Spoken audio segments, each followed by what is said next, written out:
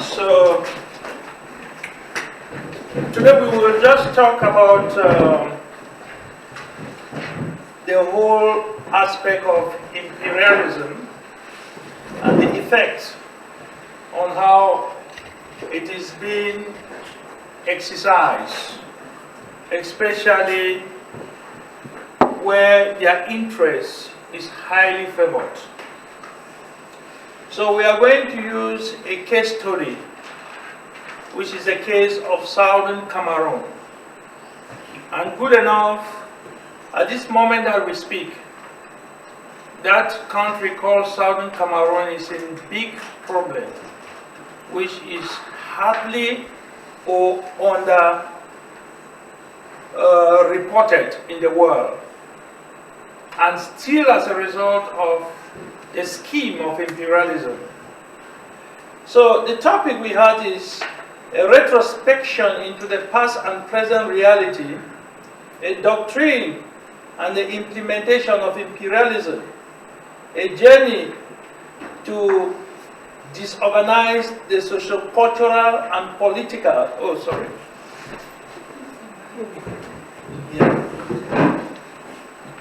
a journey to disorganize the socio-cultural and political life of people in West Africa.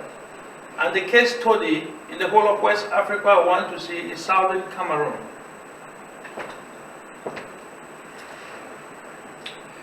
So, how it all began. We talk of traveling literature, explorers, scientific research, religious leaders, feedback report from their adventure. What is travel literature? Those who went out to write, after writing, they carried a lot of information from what they see. Because from the beginning, the issue or the continent of Africa was considered as a dark area, unpenetrable, people who were savage, and area that nobody could go, and it was just full of darkness. But brave people decide to see exactly what is all about this place that people have been talking about. And that's why you see the sort of people who took that adventure were explorers. They went to explore. What did they go to explore? Scientists. The scientists went there. What was their scientific findings? Religious leaders. They went there as evangelists. What was their mission? Was it just to go and evangelize? Or they had something behind their back? The feedback report can tell us what they brought back. Now, acknowledgement and pronouncement by a renowned British parliamentarian, Lord Macaulay, in February, 2nd February 1835, he made this statement. I have traveled across the length and the breadth of continents. I have not seen one person who is a beggar, who is a thief. Such wealth I have seen in these countries, such high moral value, people of such caliber, that I do not think we will ever conquer this country unless we break the very backbone of their nation, which is their spiritual, their cultural heritage, and therefore I propose that we replace her old and ancient education system, her culture. For if the African thinks that all that is foreign and English is good and greater than theirs, than their own, then they will lose their self-instinct, their native culture, and they will become what we truly dominate nation. So you see, the idea here was telling you that they actually traveled. And when they traveled, they saw for themselves the kind of people who were living.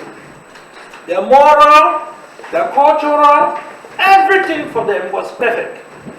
And he acknowledged that if we need to conquer these people, then we need to destroy everything of theirs. And now you can see how that pronouncement began. And that was the genesis of that imperialism now in actual reality. The scramble and the colonies for Africa, Berlin Colonial Conference. So in order for them now to actually penetrate and pacify the area perfectly well, they had to use what they call a kind of meeting to map out strategies in order to approach it, such which that there will be no dagger's draw or problem amongst them. And this meeting was held in Berlin, November 15, 1884. Such which that when they go, they should not have problem among themselves, because it happened sometime during the scramble, what they call Congo, which we will not go into that. So, you see that in this assembly that they had their meeting, the imperialists had their meeting, they drew the terms of occupation. They were actually doing the planning. But when they were going to carry out this exhibition, there were no representative there. Which means that some people leave and they are going to come into this hall and make decisions about us without us being there to talk how things are going to be. No. So you begin to see what we call imperialism and the huge danger and the evil behind. So they share farmland to themselves. For them, it was not people living in that continent. It was a farmland. It's you people who call Africans. You know, for them it's not African. It's your farmland. So they have to share, so that each person should have his own portion. So it was very interesting. So this organization of the social life of the people and the political life of the people, of course, when they go, they did not care whether they have a culture, they did not have whether they had anything like political setting. You remember what Macaulay said, these people are well organized. If we don't destroy those things, they will not be able to succeed to conquer them. So you see the mission that they had, pushed by the drive of imperialism. So you see how strong it was. Okay, German colonies in Africa. The reason why I choose the topic is because Germany, from the beginning, was not really much interested about colonies in Africa. It was just later on that they changed their mind, triggered by Otto von Bismarck, a very renowned diplomat. And the reason why I choose German as one of the imperialists during that period was because Southern Cameroon, which is our case study, is connected to them. So when they came to Cameroon, when they came to Africa, they had 4 colonies. They had Togoland. They had German South Africa, which is currently known today as Namibia. I think Finland is actually really connected to Namibia, you know, former president. That helped them in their independence. Yeah, exactly. And then German East Africa, Tanganyika, Rwanda, and Burundi, which was later on split, but history does not really keep that very well. They end up only with Tanganyika. They all were included. When you do findings, then you get it. Then you have Cameroon. I see many Finnish people pronounce Cameroon because they know that it was, during the German, that's how it was. But as we'll be going further, you see the spellings will be changing. Because the spelling for British is different and the one for French is different. Now, the establishment of administration. So when the Germans now had succeeded to conquer that territory, now I'm focusing on Cameroon, what they did was that they established an administration. So everything now was being controlled. They also had invested in farmland. They had also opened large plantations. So everything now was under their control until when World War I broke out. So this is the map of Cameroon as it was mapped out under the Germans. Here we had Nigeria. On this angle like this is what is today known as the Southern Cameroon. which is a very historical spot and a very sensitive place for many historical issues, political as well as sociocultural. So this is how the map looks like. So the Germans pacified that they took over that territory in 1884, right to 1916, when they lose the war. So by that period now, French and the British now came over and seized their colonies. Because one of the ideas is that they have to take all their colonies to weaken them and then tap there so that they can fund the war in Europe. The partition of Cameroon by the French and the British. So the idea here is that the territory was divided in such a way that they had French controlling one part of it, and then the British controlling part of it. But the bigger part of it was controlled by the French, about 80%, and then the British took about 20%. But this 20% that the British took, they didn't take it because they just wanted to take it. They took it because of the natural resources and the heavy wealth that you will find there. So it's all about imperialism, pushing the people in any angle. So they took that territory. And so instead of them to govern that territory independently as demanded by the League of Nations, what happened is that the English people decided to govern their own territory as part of Nigeria. Because Nigeria was this way, very close to where you had the region of Southern Cameroon. So when they partitioned it, they just joined it as a region of Nigeria, which was a big colony. And then they were governed from that angle. So the administration of the French and the English. The British people believe in what they call the indirect rule, while the French believe in what they call direct rule, which means that if they accuse you of something, they consider that you are wrong, except you prove yourself not guilty. While the Englishman believes that you must prove yourself guilty, you must prove yourself wrong. In fact, you have to defend yourself. They must prove you wrong before they find you guilty. If they don't prove you wrong, they don't find you guilty. But for the Frenchman, you are already guilty when you are accused, except you prove yourself that you are not guilty. So it was a kind of system that was so bad. So during this period when the two countries that were separated between the French and the English now brought up what they call the Anglo-Saxon culture. While on the French side, they had what they call the Franconized Cameroonians. So in this case now, they believe a lot in assimilation. So they are not preparing their colony like one day you will be independent. No, they want to assimilate them. And they look at their colony as a province of overseas of France. Which means that even Paris across the river, that's still part of France. Why they're in Africa? So it's a province. So they were not prepared for any colony, that's what they take. While the British were in the indirect rule, but they still had their own system of exploitation. So both of the two did not make any sense. They were still practicing the same issue of imperialism. So during that period when Southern Cameroon was in Nigeria, the people of Southern Cameroon were very sensitive and were very conscious about their territory. And they were never satisfied with the kind of treatment that they were having with Nigeria. So they started now advocating that they need an autonomous state of their own. They don't want to be part of Nigeria.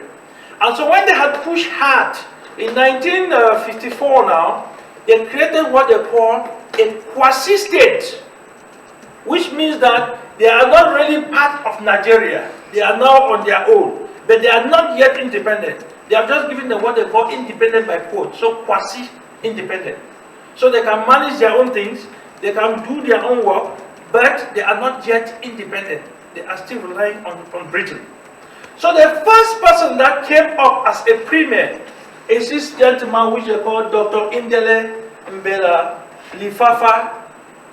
So he was a medical doctor by profession. But he decided to go into politics as well for love for his country and try to see how he can usher in a new change.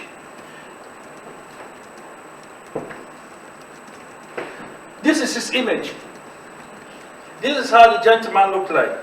So you see that during the period when he took over as the first premier, there was still a general overseer looking on him, a British man. They call him J.O. Field, which means that he was like a premier, but the general overseer, who was like the governor in Nigeria, was still governing that territory, which means that he had some sort of power, but not really power at stake, because he was still to be fully granted the power.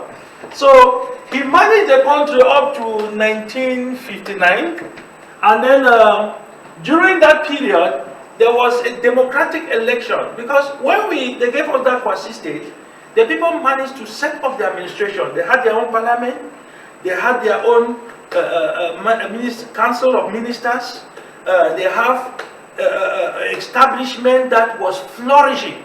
So they made a democracy, an election, and the next president who took over from Indele was Walter Fondo. So he managed the country from this period up to the time when World War II broke up. So during that period when he came over, there was a lot of changes that had taken place now in the world. Because he came at a time when the World War II had just subsided, and then two superpowers emerged.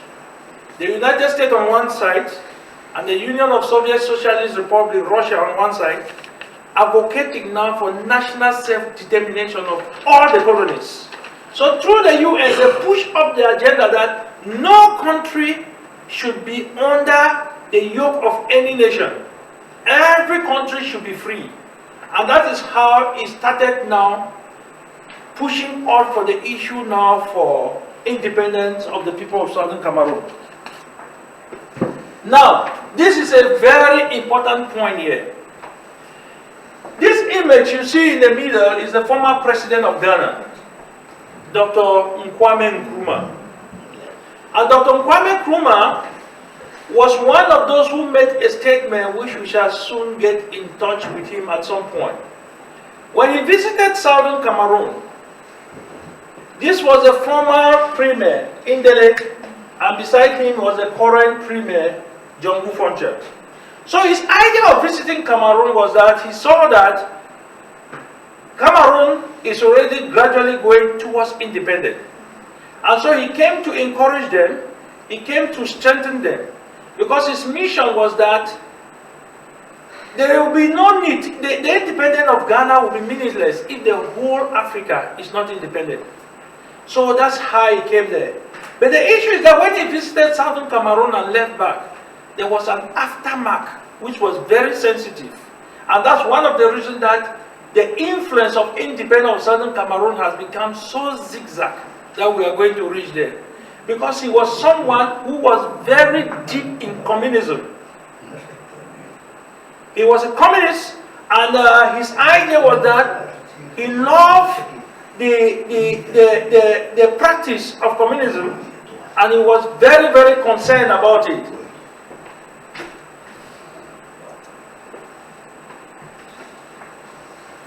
So this was a statement made by him.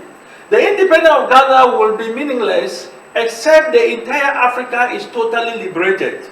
The statement was very strong and displeased and was unpleasant to the imperialists, who felt frightened and uncertain about the resources security. He was a target and special target, considering him as a huge threat. Because now the imperialist was looking at him that no, the idea this gentleman is bringing, if he continues to bring the communist state and the people turn against us, it means that we're losing everything. So you see that you can see how the war of imperialism is all about. You know? So the United Nations now call for an independent state of all the nations. And in this place, the former president of Ghana, Kwame Nkrumah, who visited Southern Cameroon, he was out to promote and encourage a country of Africa who are moving towards independence, just as we said. All right. This is the current map of Southern Cameroon now. This is how the map looks like. And this is the conflict of independence now that is coming. So it's a country, it was a region that was really well organized, having the administration even more populated even than Namibia. But you're surprised to see that Namibia had the independence, but Southern Cameroon up to this moment did not have its own. Let's see what happened. The UN trusteeship and the independence. So in 1960, they had emphasized all territory under the trusteeship of the United Nations should now be given independence to the colonies. So in 1st of January 1960, French Cameroon was granted her independence. So French Cameroon had her independence now in 1960. But then when it came to the issue of Southern Cameroon now granting her independence now, it became a different story. And why was it so? This is the issue. When Kwame Nkrumah had left Southern Cameroon, there was this fear that Southern Cameroon is going to be turned into a communist state. And the location in which Southern Cameroon there is like the fall of the Horn of Guinea, and is very sensitive in that area, which will influence a lot of things. Besides, it was a very wealthy area in terms of resources, and so the fear is that they will not just allow it go that way.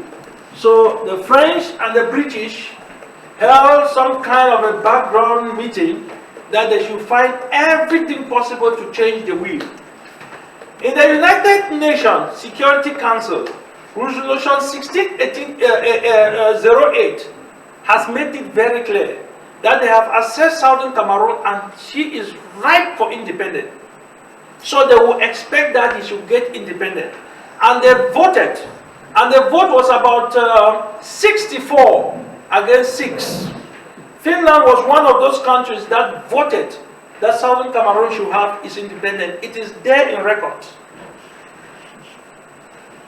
Resolution 1608, it is there in record.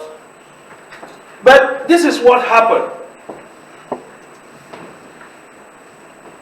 When the French had their independence and it was time for Southern Cameroon to have its own, this is what they say. They say Southern Cameroon can only have its independence on the condition that he joins Nigeria, who was also having its independence already, or join French Cameroon, which had its own independence before he could have his independence. Which means that his having his own independence is by joining another country to be under that country and not independent of its own. So you see the problem now that it came up. So that was the condition which they gave Southern Cameroon.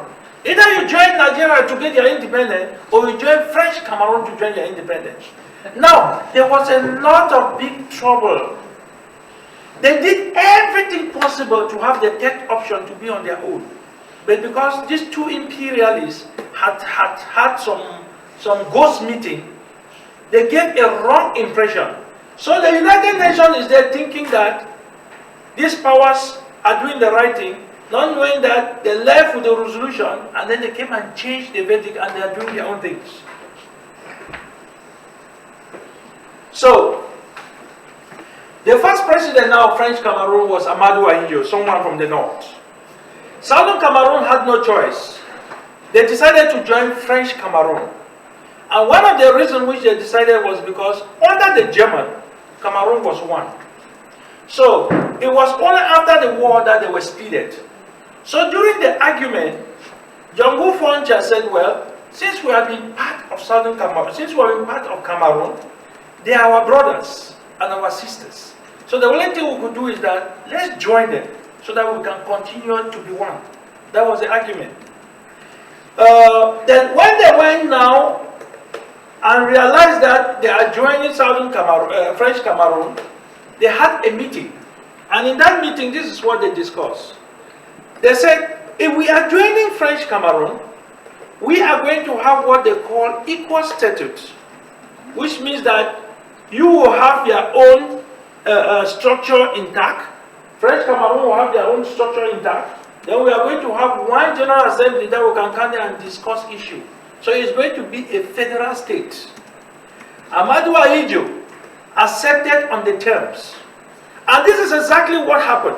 Before Southern Cameroon could join either Nigeria or French Cameroon, the president of Cameroon, Amadou Ahidjo, was summoned to the United Nations. And then the prime minister who was there in Nigeria was also summoned in United Nations, and they asked them a question. Suppose it, Southern Cameroon join you Nigeria, what are you going to do to them? So the premier there was called Tafawa Balewa. He was actually a Muslim. So they call him Sir Alhaji Tafawa Balewa Abubakar.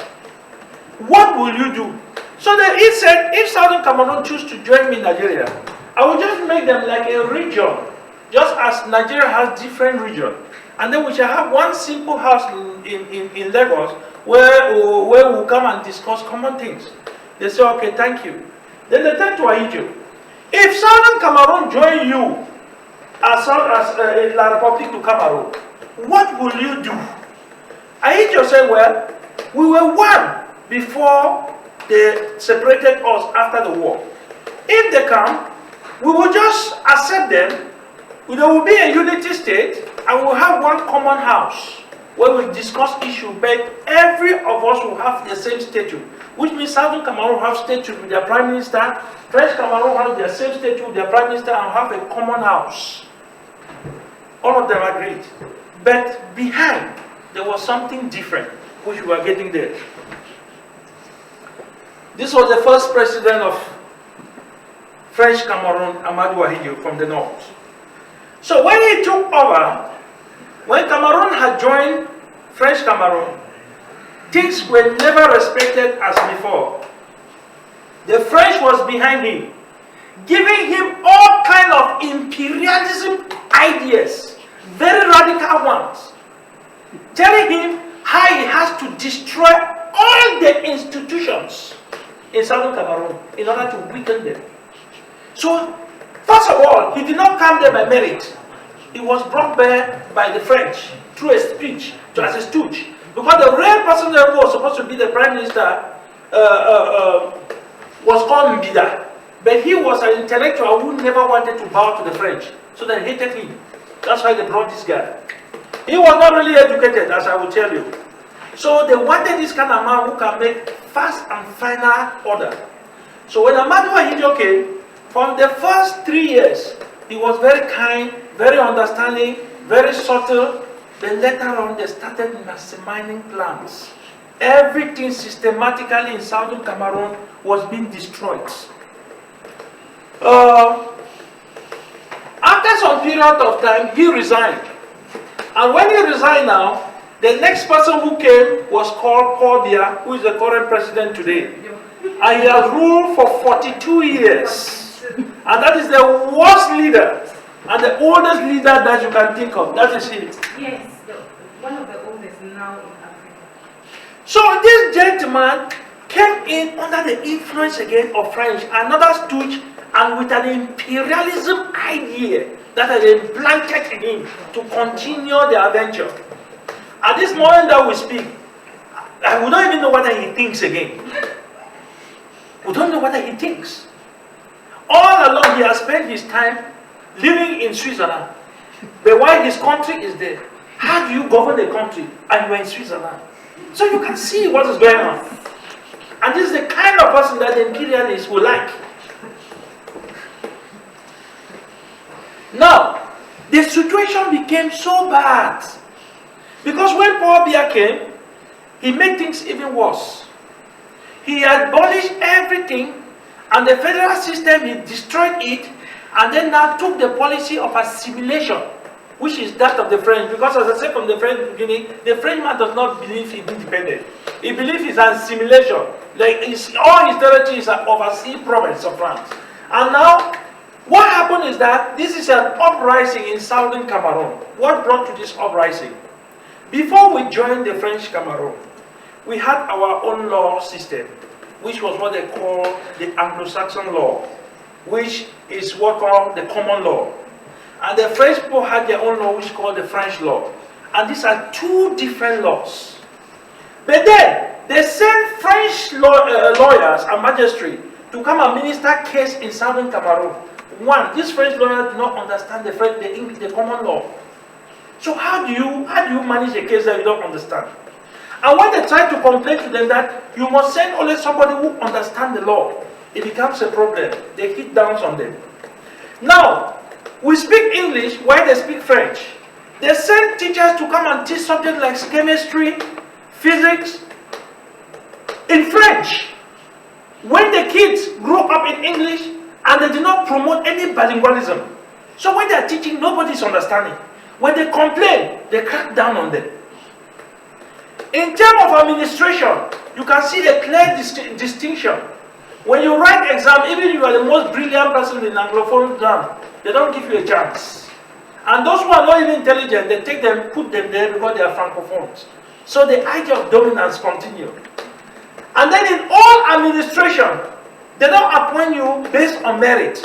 They appoint you because you are Anglophone, you are a Francophone, or because you come from that tribe. So everything, they realized that things were not going right. They came out, and the lawyers came out, the teachers came out, and civil society, and said, listen, can we sit down and dialogue? There is something wrong in this country. Can we sit down and dialogue? They came down for a dialogue. When they explained everything to them, that was not important to them. Because they don't act according to how they have to save the government of a general country. They act according to what their master in Paris is telling them to do. So the interests of the people are not of importance. So you see how messy the whole thing. So, you know, there is a say that when you push somebody, the person is running, you keep following him. When the person comes to the river, he cannot cross, he has no other choice. They have to fight back. That's exactly what is happening in southern Cameroon. So when the people came out with peace plan just means that we are demonstrating. I am so surprised, just like all the other Africans will be surprised in Finland, how peaceful demonstration is in Finland. You don't even see no problem. The next day things just go back and there is reform. If you tell this kind of thing for African people, you don't understand what you are talking. Because even with this, armies will come out and beat you. I don't understand the primitivity in this modern world. When they came out with peace plan that they should hold, just to demonstrate that something is wrong, armies bounce on them. And so that is what has brought now what they call a total escalation. The images are so graphic that I never wanted to bring too much bad images to you. But when you go, you just type in graphic images in southern Cameroon, you will see horrible things that are going on now. These are just little things. I never wanted to spoil our day because we have a day that we're doing. So I just want to small things just to show you. Graphic things are there. But these are military soldiers who carry them with guns. These are civilians unarmed. They don't have gun, nothing. But see the way they are being treated. Just like the topic we're touching here today about this military power. You know, people are just drunk with power. And these are work of imperialists. So, villages have been burned down because the people revolt just to express themselves. More than 400 villages ravaged by the military, put in flame. Some people are even burnt in their house like old mothers. Little children have been shot. In fact, the story is horrible to explain. And then the worst thing is that because these imperialists, most of them control the media, they don't want to project it. They hide it. They suppress it. But when it comes to other things that they have interest, like let me say what just happened in Ukraine just yesterday, the whole world is hearing it because it is of their interest. So you see how the imperialists are working. But this is a war that is going on now for close to 6 years. Nobody's talking about it. Nobody's talking about it. 6 years. So you see how the whole issue is. This is a flag of southern Cameroon. At this moment, all over the world, the southern Cameroonians have grouped up themselves. Even here in Finland, I'm talking as the chairman of Southern Cameroon in Finland. And we have had 3 demonstrations in Helsinki, bringing all the Southern Cameroonians. We marched to the French embassy with the support of the police people. We have those images, which we don't have time to show you now. But I am the one who took all, and we went there, and we have established a strong Southern Cameroon community all over the world, communicating, giving support now back home. And now there is a full-scale war between the people of Southern Cameroon and the military. And now the people have realized that military option is not working, because they thought they were just going to crush people of Southern Cameroon. But they realized that the military option is not working. Poverty is increasing. Things are not getting better in French Cameroon anymore. And they have realized that it's because of this war. The parliament has called for peace. Civil society, international community putting their voice that they should go for dialogue. But because of a dictator on the throne, he feels that he will win. But now the people are realizing that nobody is winning the war. And things are getting very different. So, these are demonstrations. I think this one took place in Washington. There is the other one that took place in Japan. All over the world, we group ourselves and we have a network that we communicate. Which means that we support the people down there, that they have to defend themselves because that's the only option. So far, I know very well that we will have more questions, and then from there I can give more information and more clarification. That was just a little information, a piece of information which I kept for you to see how imperialism works. And the same thing you see in Southern Cameroon, that's what is happening in the West, the whole of West Africa and Africa in general. But they have different approaches, different methods, but all is the same idea. So if you have a question to ask, I will richly want to expand on that. Otherwise, thank you very much.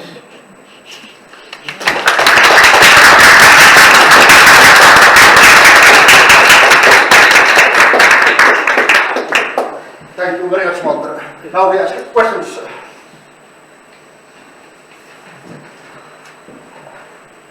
There must be something to ask because I have plenty to ask.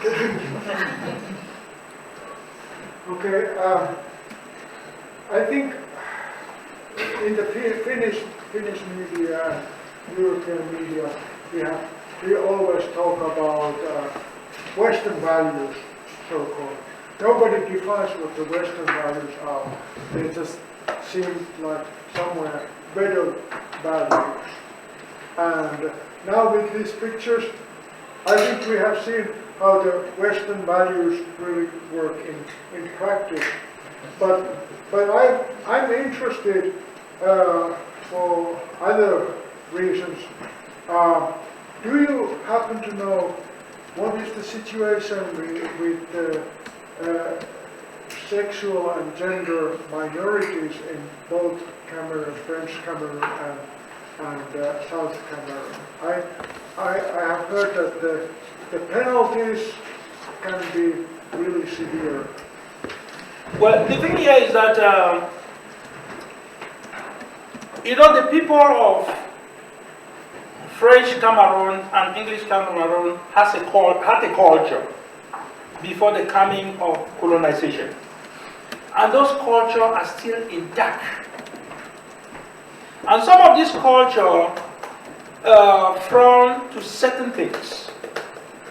So some of these things that the culture frown at is like those things that they feel that might be displeasing to the society.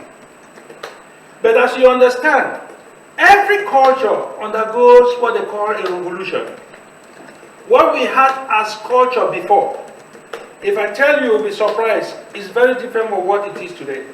Like in those days, we had what they call traditional leaders, who were seen like God on earth.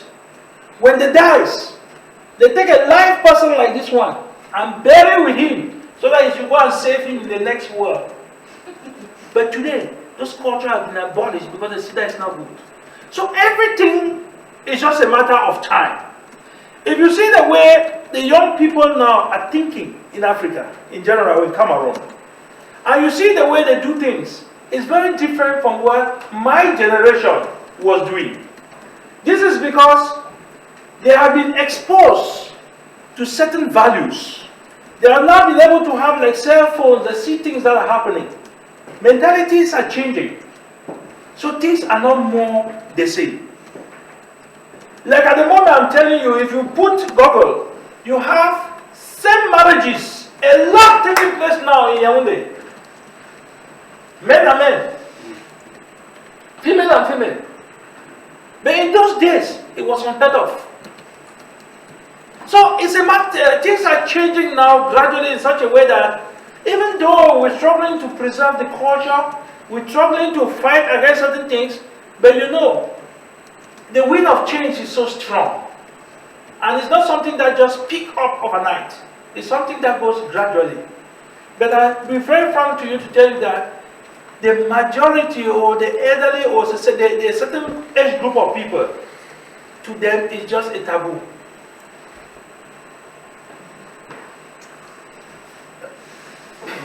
What are the natural resources in southern Cameroon that foreign powers are interested in? And are there armed conflicts now around those resources? Yes, yes. Actually, that's a very good question. One of the reasons why you see the civil war in southern Cameroon now is because of those resources.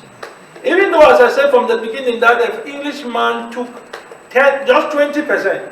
He did not take that 20% just because he did not want more land. As the chief imperialists, the British, they are more interested where there is value. That's quality and not quantity. So in that land of southern Cameroon, it is contributing to 70% of the output of the whole country. 70% that land you see. It has oil. Oil, when I mean oil, huge tons of oil. It's sitting on oil all over. It has what they call plantations of different sorts. It has any natural resources you can think of even something like uranium, bauxite, gold. In fact, you can name it. And then the location is very, very important. Yes, that's why you see it's so sensitive. And everyone wants to hold it strong. And you see what happened is that the only way they can hold it is to bring someone who can be as the caretaker of their farm. You know, we don't call it Cameroon. It's you who call it Cameroon. The imperialists call it their farm. You know, they need someone who can take care of their farm. And for that person to take care of their farm, this person must be a person that they can control. And that's why you see they will prefer stooges that should come there. But as you understand, things are changing from time to time. The revolution and the way things are going on now, trust me, things are changing drastically the way we are seeing in Africa.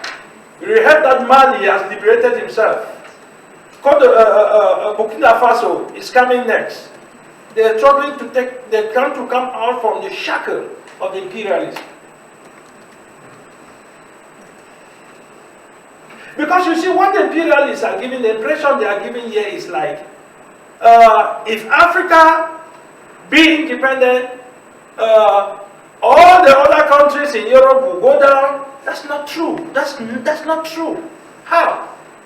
Finland has the right to make a cooperation with Cameroon. They don't need to pass through France. They don't need to pass through Britain. They need to come there, discuss about educational system, they make agreement, Finland supply to them, they get Finland asks for natural resources in return. They have the right. Why should they have to go and pass to France or Britain and come to Cameroon? For what? Are they on the land? So that's the thing. And so what they do is that imperialists bring the impression, no, it will leave these people, they will go and we will suffer yet. That's not true. They are just finding a way that people should not have equal opportunity to come in and benefit. That's the idea. That's the idea.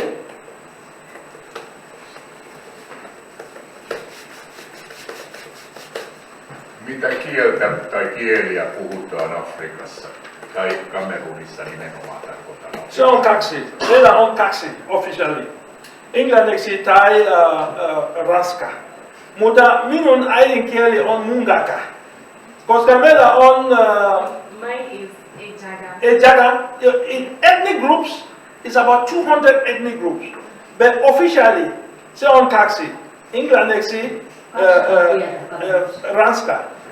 Yeah. Sanoisitko jotakin omalla äidinkielellä, jotain kaunista? Would you please say something Yes. beautiful with your own language? Yes. Kwa njika njama, lambo Walter Fondo, ntuka ndindi matanga mboabo. Bilinga mbo metindindi, muto bini rema Helsinki. But insomni kwa mbokenda, mbokide ndindi me, mbokwa totally tossed. Ndindi muto rechunga, yemu moyum, nchumu boabo, bobo very happy, sir. Mitkä ovat Cameronin uskonto? Mitä? Uskonto. Uskonto. Mitä uskontoja Cameronissa on? Oh, okay, so on, meillä on paljon nyt. Protestant, Roman Catholic, Baptist, Islam, Pentecostals, and then Seventh-day Adventists, Jehovah's Witness, Indigenous religions. indigenous religions, no, but culturally, indigenous religions is like we still have these cultural values, which is considered as religion. Okay. Yes. Vielä yksi. Joo. Miten kamerunilaiset suhtautuvat eurooppalaisiin tai suomalaisiin, mutta lähinnä eurooppalaisiin ihmisiin? How do they think about European people and especially Finnish people? You see, one good thing is that most of the time when people want to say, they don't say those Europeans, but they can distinguish between British, Germans, and the rest. They can distinguish very well. And you know, the colonialists meant it in such a way that they didn't give opportunity for people to discover other European countries. Like some of us were there. I was thinking, if we were colonized by the French, we were thinking about Paris. If we were the German, we were thinking about Berlin. If from the British, you were thinking about London. And then maybe some other countries. But as people started reading and discovering things, they realized Scandinavia country had a wonderful setting. And most people are more interested about the setting. Even now in Southern Cameroon, we're discussing.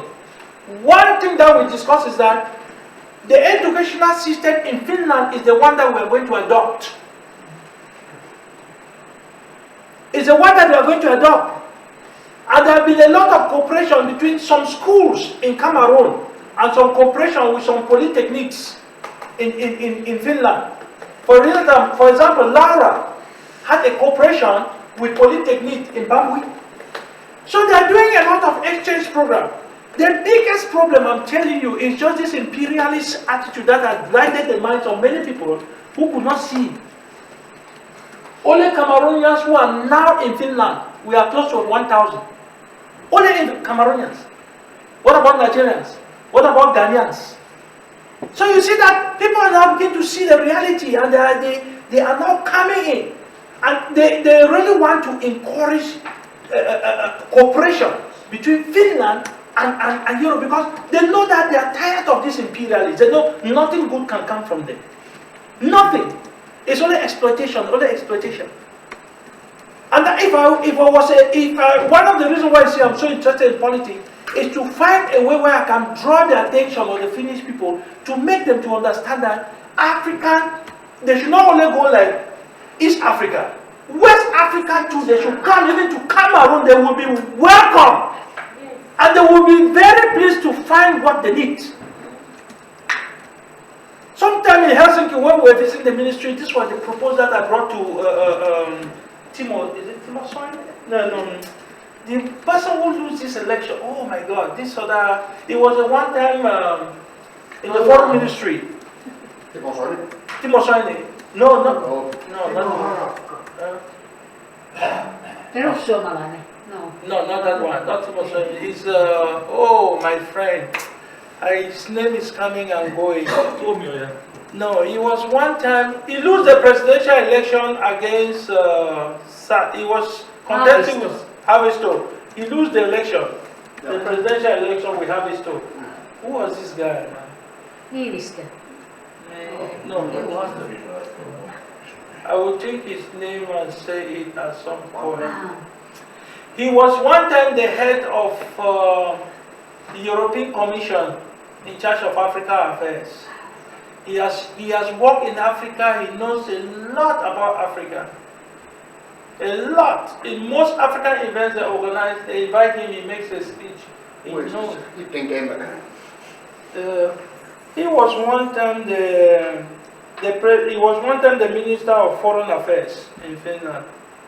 Who is the Foreign Affairs? Who was that? Why is his name coming and going in my mind? Just slipping from time to time.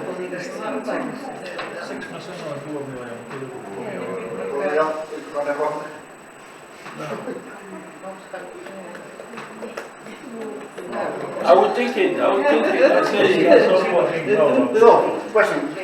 What do you think about the situation? You already mentioned Mali and Burkina Faso. Yes. The French are excluded Yes. out there. Yeah.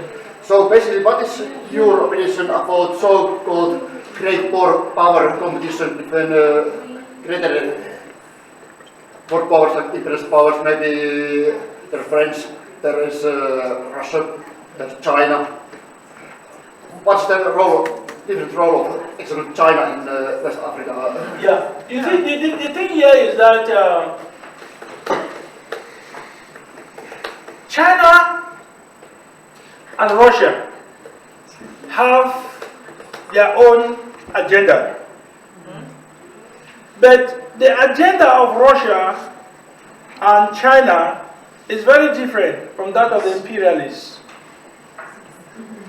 If you look at Russia, Russia did not take part during the period of colonization in Africa. But they had their own plans. Russia, from the approach of African standpoint, was mostly to see that some of them are liberated and the communist idea should be welcome. And that's why you see there have been some skirmish, like in Angola, where Russia was supporting Dos Santos and America was supporting Jonas Savimbi. And that war went for about 15 years.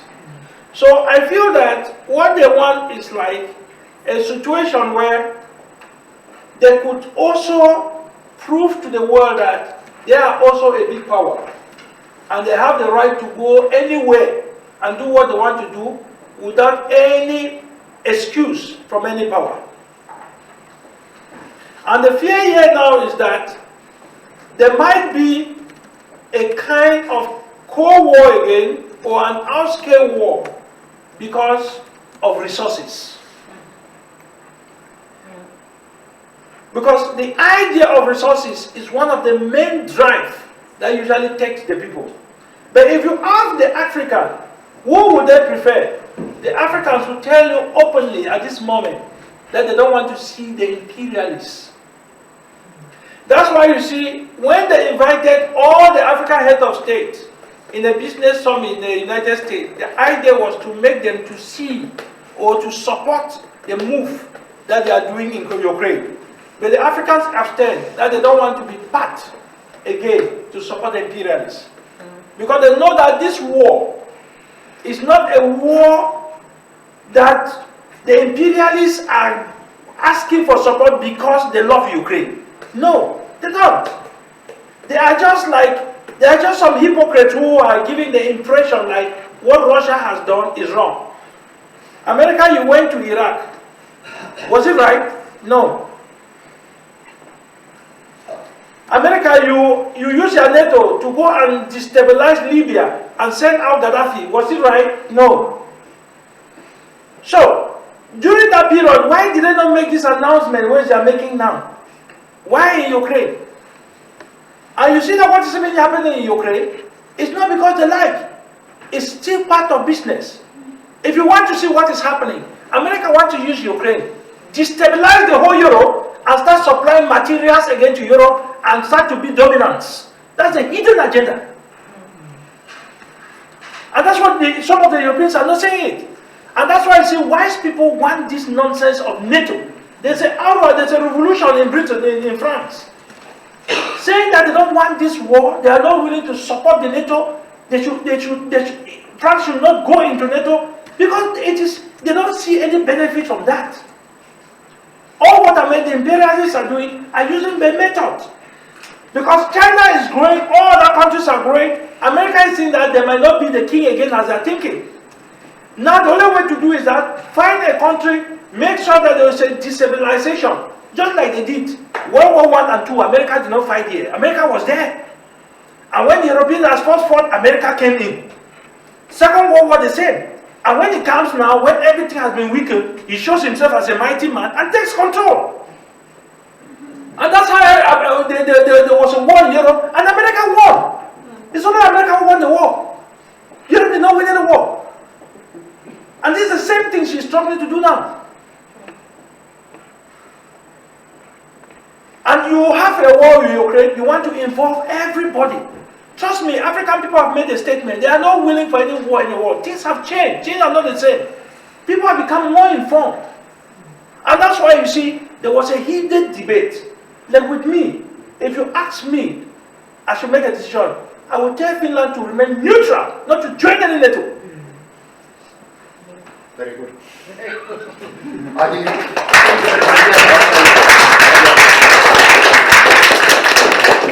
so.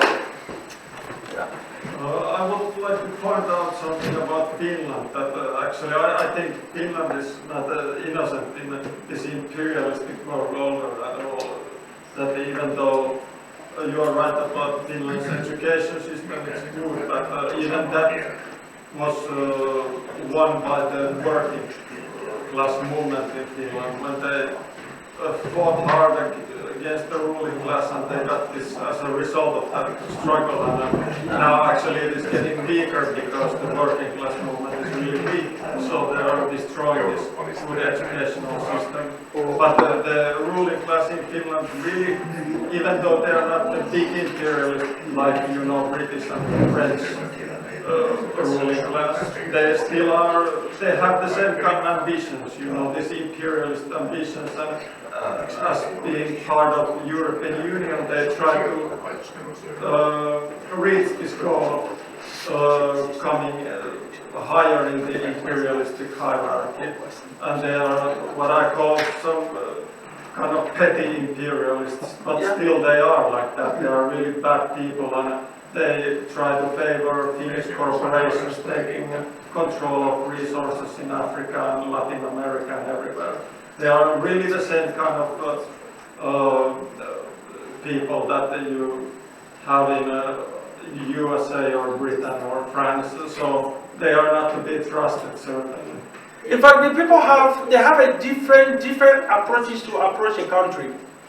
Maybe different in form, but the content is really the same. Yes. Really selfish, Exactly. Yeah. They just want to get profits for Finnish corporations and the Finnish state. I agree with you. It's a very sensitive issue that I really feel that some of these great writers, like if you read the work of Karl Marx, these are people who have seen things far.